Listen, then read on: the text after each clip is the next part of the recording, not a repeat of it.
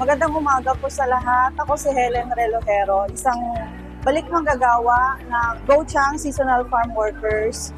Pang-apat na beses ko na pong balik ito. Ang natutunan ko po sa malaking naging meaning sa buhay namin ang trabaho namin bilang isang seasonal worker kasi malaking tulong po ito para sa pamilya namin. Nagpapasalamat din po ako kay Secretary ng DMW kasi po mas lalo po niyang pinalawak. Halagahan po niya ang aming proteksyon katulad po ng pag-aabuso, mas pinalawak pa po dahil sa signing of joint memorandum ngayong araw na to. Ang message ko po sa kapwa na seasonal worker ay magtrabaho lang po ng maayos, maging magalang sa amo, respeto, at kailangan hindi lang sa bilis ng katawan magaling tayo, kundi marunong din tayong makisama sa kapwa at sa utak po para po lahat ng sasabihin ng amo ay matutunan po natin at may sa ulo po natin. Ang message ko po kay BBM at sa ibang ahensya ng Pilipinas, nagpapasalamat po kami dahil malaking tulong din po ito sa pamilya namin.